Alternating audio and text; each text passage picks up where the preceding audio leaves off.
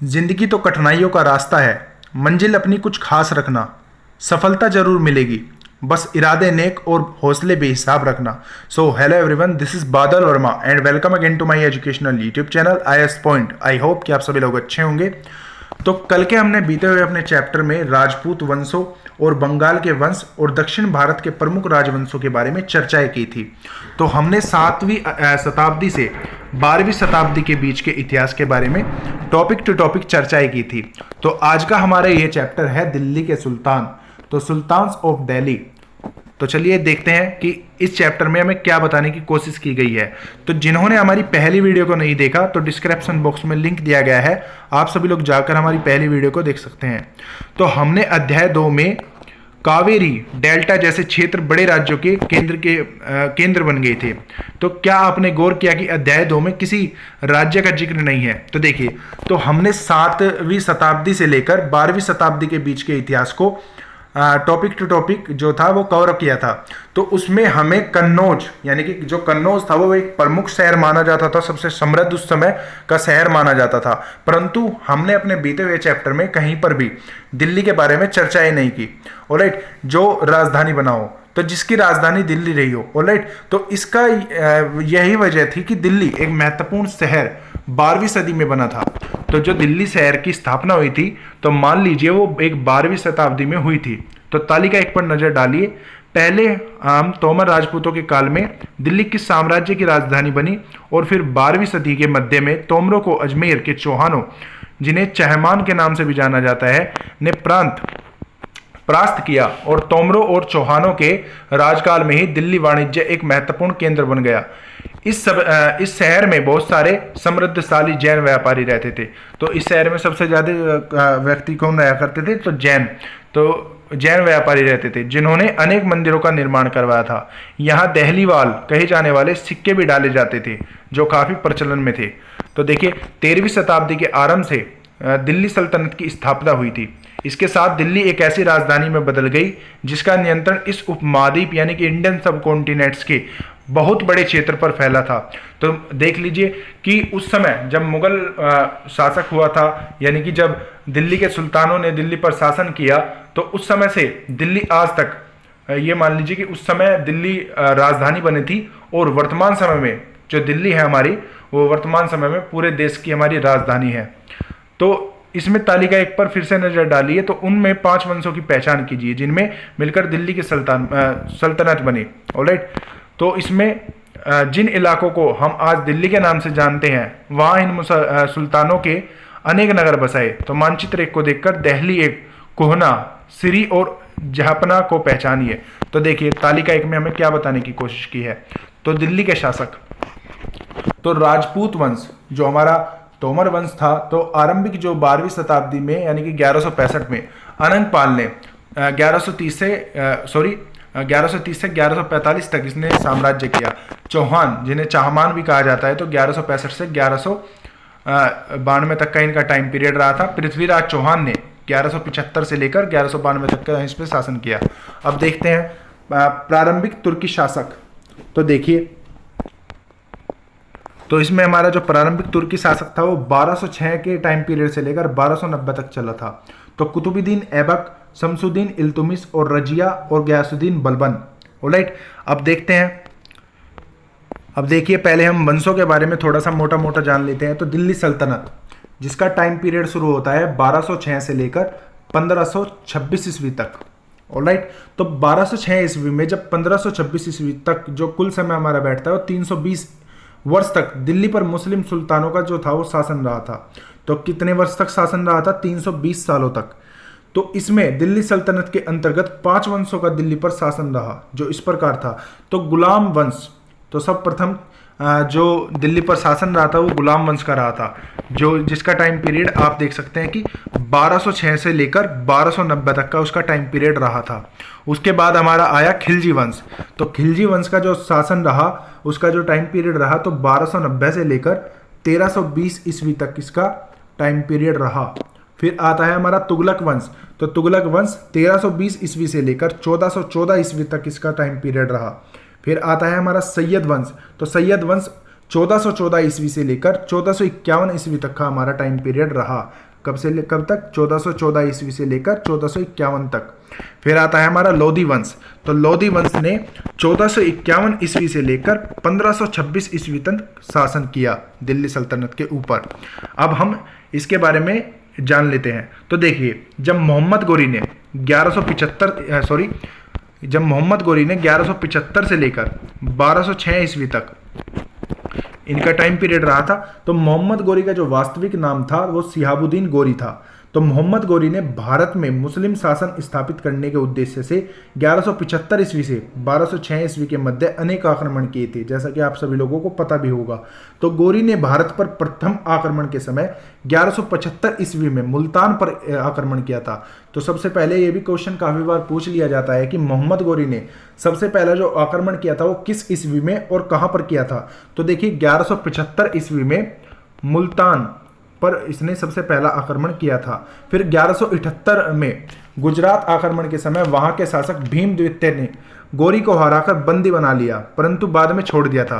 तो फिर इसे कब हराया गया था? 1178 में।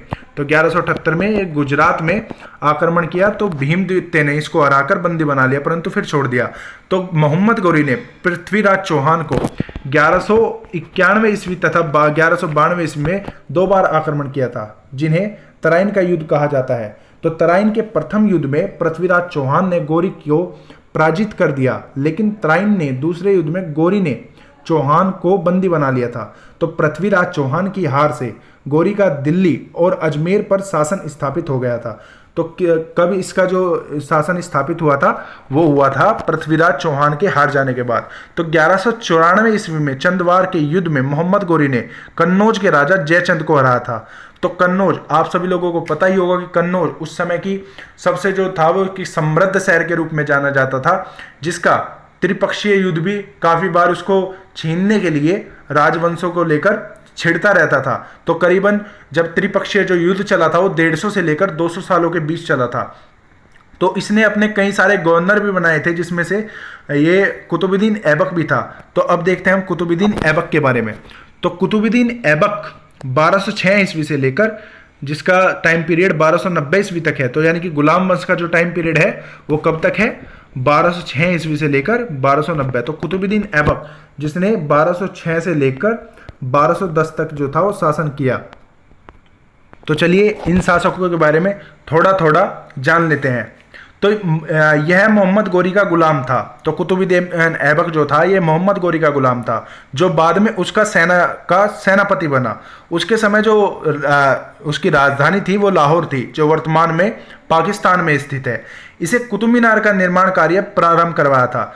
तो सबसे पहले ये भी क्वेश्चन पूछा जा सकता है, कई बार एग्जाम्स में पूछ भी लिया जाता है कि कुतुब मीनार का जो निर्माण था वो किसने प्रारंभ करवाया था? वो कुतुबुद्दीन ऐबक ने कराया था। ऑलराइट। तो कुतुब मीनार का नाम सूफी संत ख्वाजा कुतुबुद्दीन बख्तियार काफी के नाम पर रखा गया था। तो ऐबक ने कुब्बत अल-सलाम के नाम से भारत की प्रथम मस्जिद का भी निर्माण कराया था।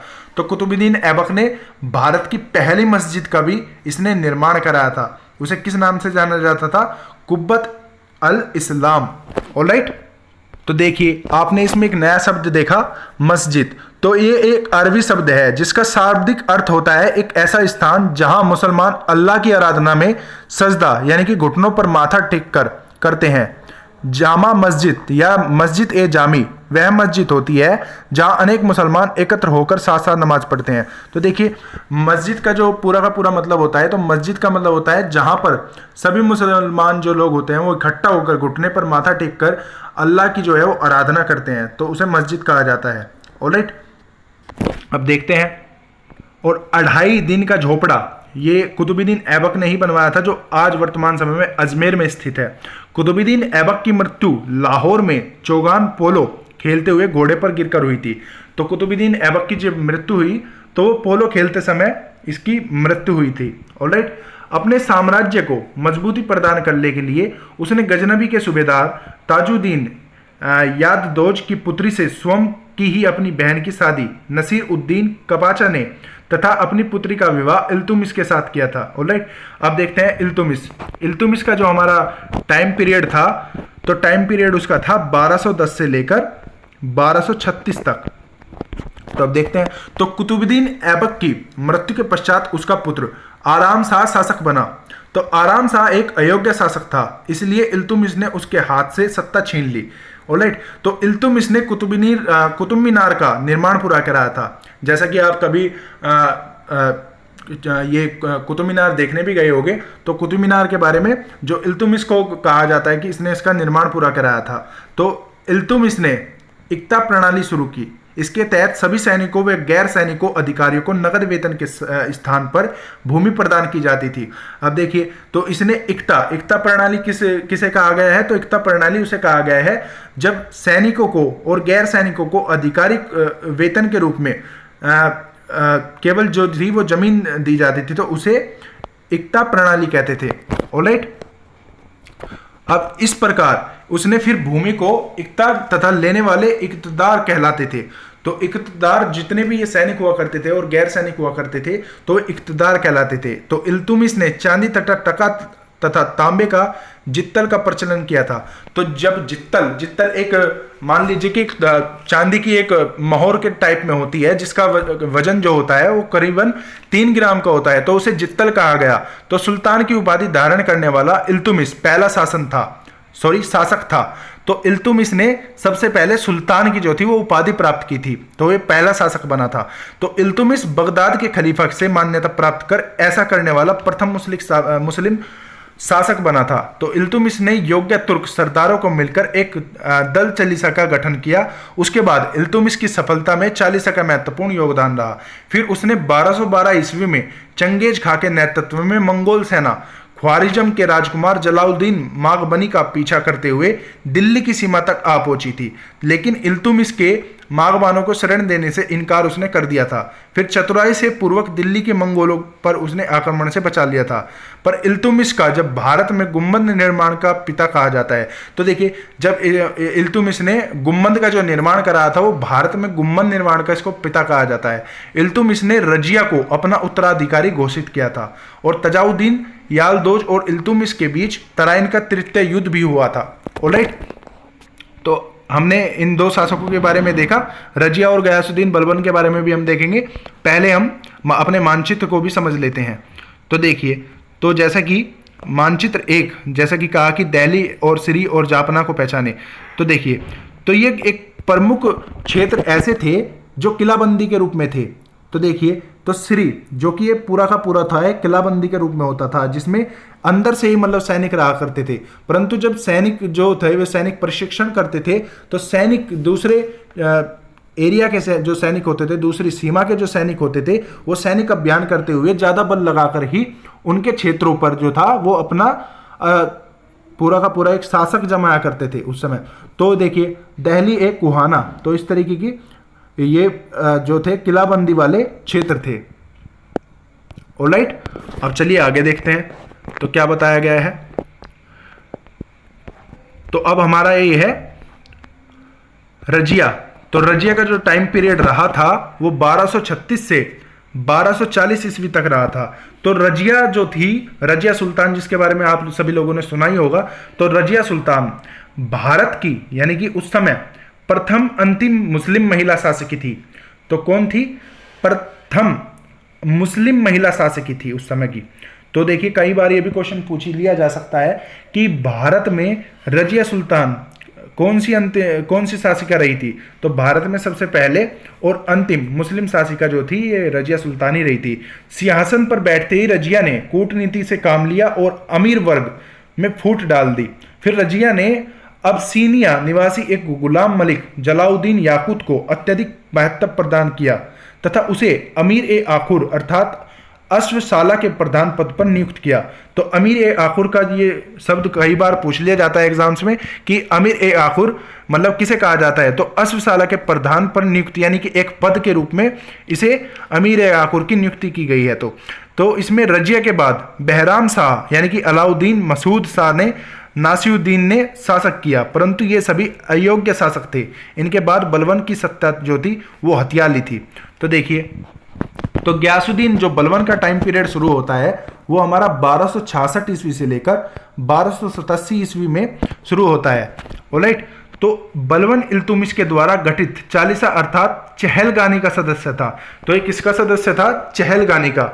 और इसका जो वास्तविक नाम था वो बहाउद्दीन था, और तथा ये गयासुद्दीन बलबन के नाम से भी गद्दी पर बैठा था। तो बलबन मूल रूप से अल्बेरिया जनजाति का तुर्क था।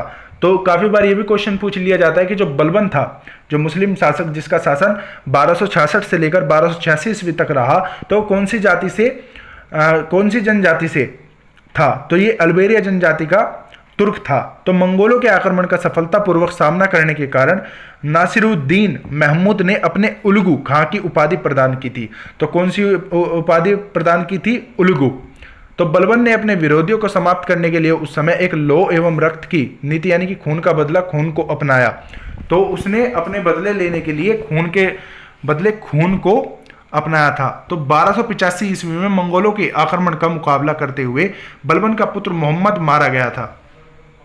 तो देखिए किस किस तरीके से मतलब ये हमारे जो थे वंशों में मतलब इस तरीके से उन्होंने आक्रमण किए, और आक्रमण करके उन्होंने अपनी जो थी वो सल्तनत दिल्ली के रूप में पूरी तरीके से जमा ली, और धीरे धीरे उन्होंने अपने धर्म के साथ साथ अपने सत्ता को लेकर के उन्होंने निर्माण कार्य शुरू कर दिए। जैसा कि आप देख ही पा रहे होंगे इल्तुतमिश का मकबरा जो कि आज वर्तमान दिल्ली में स्थित है, और कुतुब मीनार जो कि आप जानते ही हैं कि वो भी इल्तुतमिश के द्वारा ही बनाई गई थी, इल्तुतमिश के शासन काल में।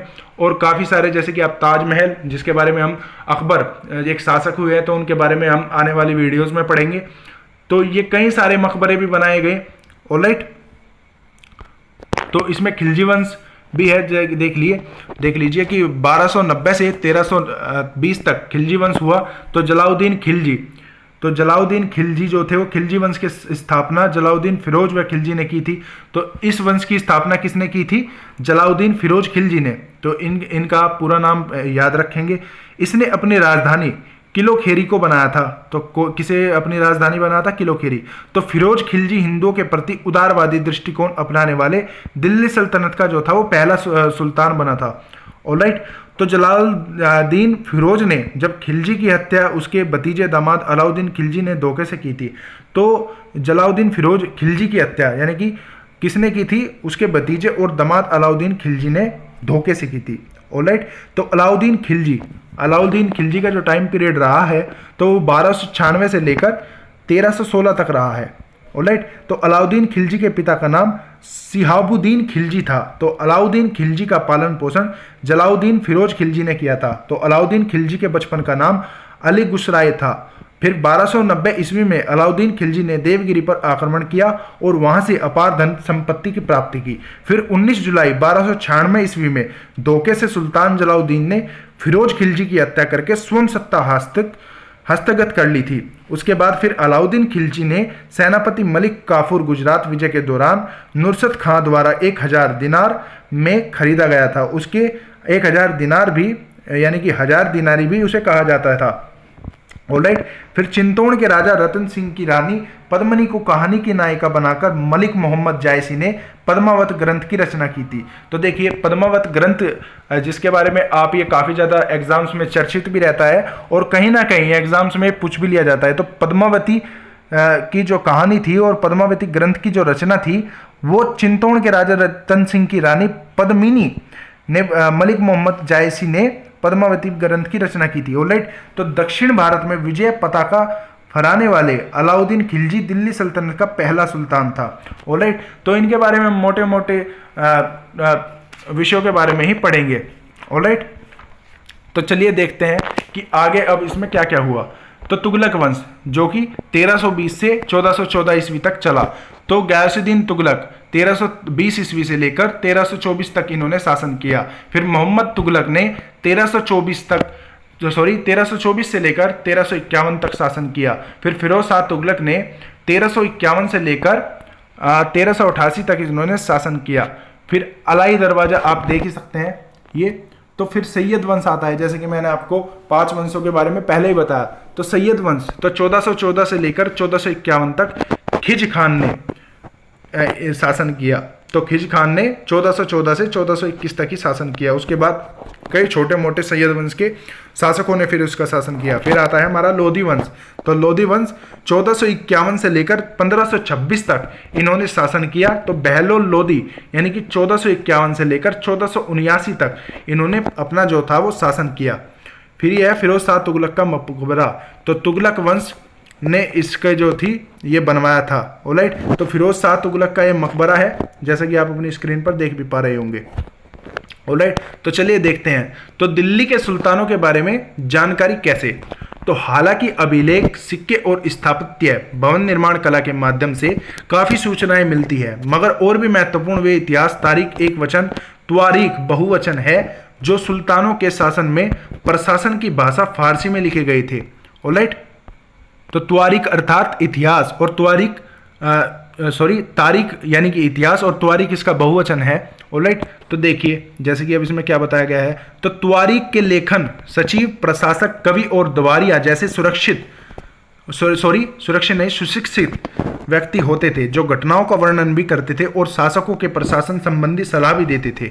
न्याय संगत शासन के महत्व पर बोल देते थे। ऑलराइट, तो देखिए किस तरीके से पहले में हम देख सकते हैं कि ये एक तरीके से जो कागज होता है तो कागज को तैयार करने का काम करते हैं। जैसे कि देखिए ये लिखा हुआ है। तो पांडुलिपियों को तैयार करने के लिए 4 चरण थे। तो पहला चरण हमारा ये था कागज को तैयार करना, दूसरा चरण था हमारा फिर लेखन कार्य। तो लेखन कार्य जैसे कि आप चित्र में देख पा रहे होंगे। फिर तीसरा था महत्वपूर्ण शब्दों और अनुच्छेदों की ओर ध्यान आकर्षित करने के लिए सोने को पिघलाकर उसका प्रयोग करना। फिर था जिल्द तैयार करना। ऑलराइट, तो इस तरीके से उन्होंने अपने इतिहास को रचा था। ऑलराइट, तो देखिए तो न्याय चक्र। तो न्याय चक्र क्या है। तो 13वीं सदी के इतिहासकार फक मुहब्बीर ने लिखा था कि राजा का काम सैनिकों के बिना नहीं चल सकता, सैनिक वेतन के बिना नहीं जी सकते। वेतन आता है किसानों से एकत्रित किए हुए राजस्व से, मगर किसान भी राजस्व तभी चुका सकेंगे जब वे खुशहाल और प्रसन्न हो। ऐसा तभी हो सकता है जब राजा न्याय और ईमानदारी प्रशासन को बढ़ावा दे। तो देखिए तो इसमें हमें क्या बताने की कोशिश किया। तो देखिए तो क्या आपको लगता है कि न्याय चक्र राजा और प्रजा के बीच के संबंध को समझाने के लिए उपयुक्त शब्द है। तो बिल्कुल एक उपयुक्त शब्द है। तो इसमें एक तरीके से जो राजा है यानी कि जो शासक है तो उसने अपने जो प्रजा है तो प्रजा की बातों को समझने की कोशिश करते हुए एक बिल्कुल इसमें बिल्कुल एक्यूरेट बात कही गई है। तो न्याय चक्र ये यानी कि बिल्कुल सही है शासन करने के लिए। ऑलराइट, तो ये कुछ बातें ध्यान में रखें।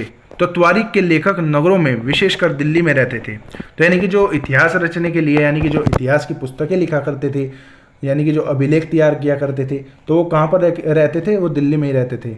गांव में शायद ही कभी रहते हो। तो अक्सर वे अपने इतिहास सुल्तानों के लिए अपने ढेर सारे इनाम इकराम पाने की आशा में लिखा करते थे। तो उनकी प्रशंसा को बढ़ाते हुए यानी कि प्रशस्तियों को बढ़ाते हुए यानी कि उनकी प्रशस्तियाँ करते हुए वो इतिहास लिखा करते थे उनके बारे में। क्यों? क्योंकि उनसे वो इनाम पाने की लालसा में और आशा में ऐसा किया करते थे। ये लेखक अक्सर शासकों के जन्मसिद्ध अधिकार और लिंग भेद पर आधारित आदर्श समाज व्यवस्था बनाए रखने की सलाह देते थे। तो देखिए तो जन्मसिद्ध अधिकार और लिंग भेद पर आधारित आदर्श समाज व्यवस्था बनाने के लिए भी अपने विचार देते थे। उनके विचारों के सारे लोग सहमत नहीं होते थे। तो देखिए जन्मसिद्ध अधिकार किसे कहते हैं। तो जन्म के आधार पर विशेषाधिकार का दावा। उदाहरण के लिए लोग मानते हैं कि कुलीन व्यक्ति को कुछ खास परिवारों में जन्म लेने के कारण शासन करने का अधिकार विरासत में मिलता है। और लिंग भेद किसे कहते हैं। तो स्त्रियों तथा पुरुषों के बीच सामाजिक तथा शरीर रचना संबंधी अंतर। आमतौर पर यह तर्क दिया जाता है कि कुछ ऐसे अंतरों के कारण पुरुष स्त्रियों की तुलना में श्रेष्ठ होते हैं। तो ये लिंग भेद का भी इसमें मतलब जो है विरोध देखने को मिलता है। तो सन 1236 ईस्वी में सुल्तान इल्तुतमिश की बेटी रजिया सिंहासन पर बैठी थी। तो इल्तुतमिश की बेटी जो कि मैंने बताया कि रजिया सुल्तान जो थी वो भारत की पहली मुस्लिम शासिका बनी थी और अंतिम शासिका। तो उस युग में इतिहासकार मिनहाज ए रियाज जिसने 13वीं शताब्दी में पहली बार हिंदुस्तान शब्द का उपयोग किया था। ऑलराइट, तो मिनहाज ए रियाज के बारे में आपको मैंने अपने पिछले बीते हुए चैप्टर में भी पढ़ाया था। तो कि वे अपने सभी भाइयों से अधिक योग्य और सक्षम थी, लेकिन फिर भी यह एक रानी और शासक के रूप में मान्यता नहीं दे पा रही थी। दरबारी जन भी उसके स्वतंत्र रूप के शासन करने की कोशिश से प्रसन्न नहीं थे। सन 1240 में उसे सिंहासन से हटा दिया गया। तो देखिए मतलब 1236 ईस्वी 1240 ईस्वी तक इसने शासन किया। तो इतने कम टाइम पीरियड में इसे असहमत होने के कारण इसे गद्दी से हटा दिया गया। तो देखते हैं तो रजिया के बारे में मिनहाज ए रियाज के विचार क्या थे। तो मिनहाज ए रियाज का सोचना था कि ईश्वर ने जो आदर्श समाज व्यवस्था बनाई है उसके अनुसार स्त्रियों को पुरुषों के अधीन होना चाहिए और रानी का शासन इस व्यवस्था के विरुद्ध जाता है।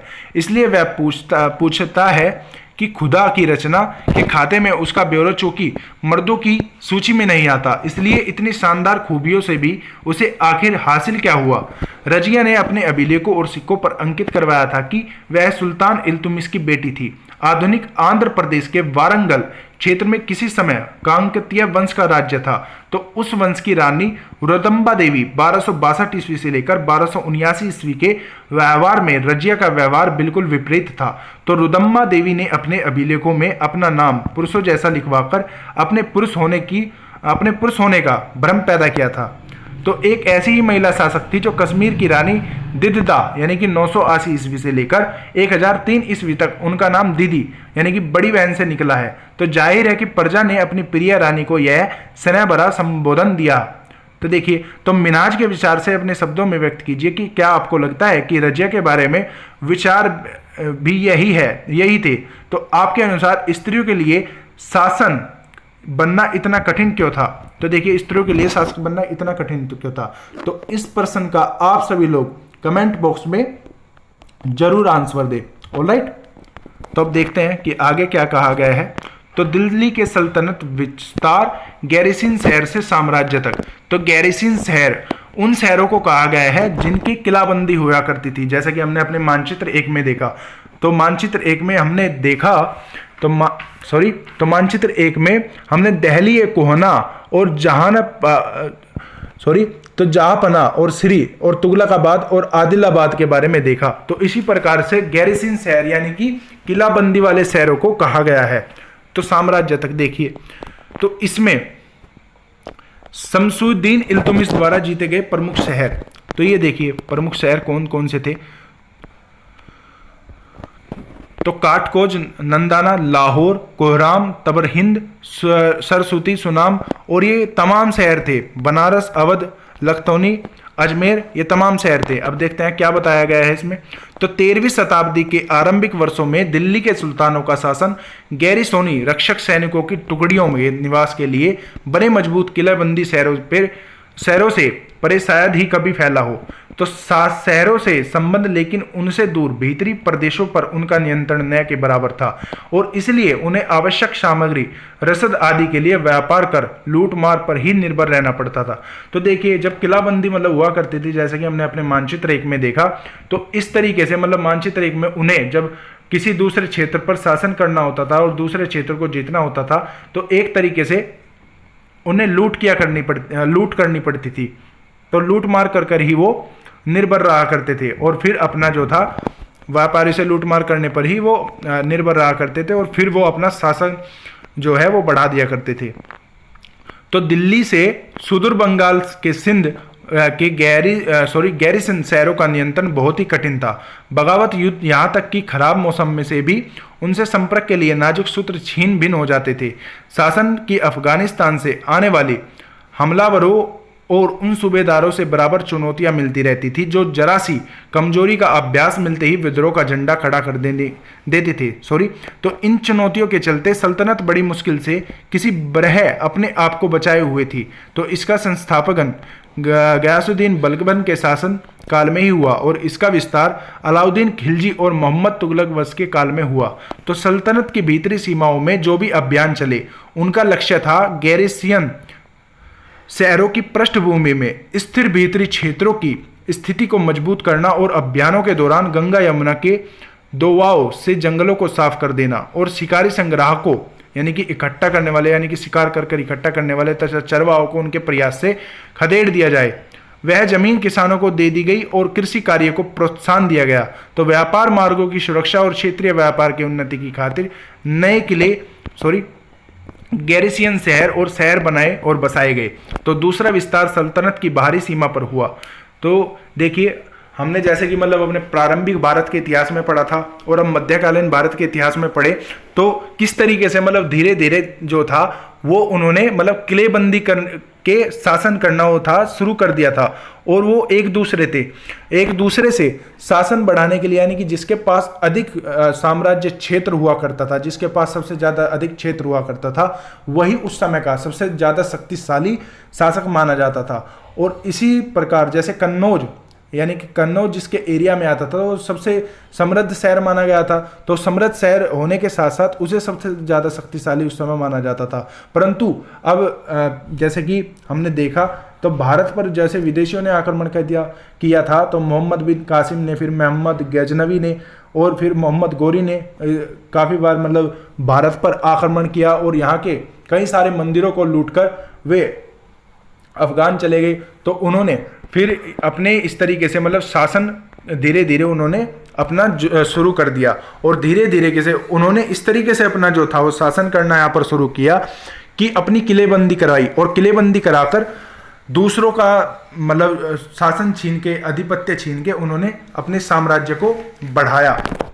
राइट। तो दिल्ली सल्तनत की सेनाओं की शुरुआत जो थी उपेक्षाकृत कमजोर थी, मगर 150 साल बाद मोहम्मद तुगलक के राज्यकाल के अंत में इस उपमहाद्वीप का एक विशाल क्षेत्र उसके युद्ध अभियान के अंतर्गत आ चुका था। उसने शत्रुओं की सेना को परास्त किया और शहरों पर कब्जा किया। उसके सूबेदार और प्रशासक मुकदमों में फैसले सुनाते थे और साथ ही साथ किसानों से कर वसूलते थे, लेकिन इतने विशाल क्षेत्र में इसका नियंत्रण कर पाना सीमा तक और कितना प्रभावी था। तो देखिए इस मानचित्र में हम दक्षिण भारत के बारे में देख रहे हैं।